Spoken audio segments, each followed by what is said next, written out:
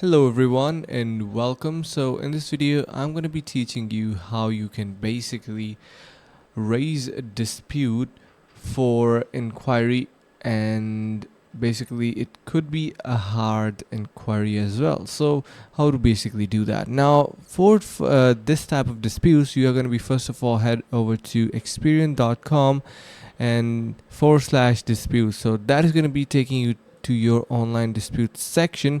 But still, if you are not able to get your hard inquiry using this platform, then what you can do is use your hard form, and for that you are going to be heading over to their PO box and you can simply mail them.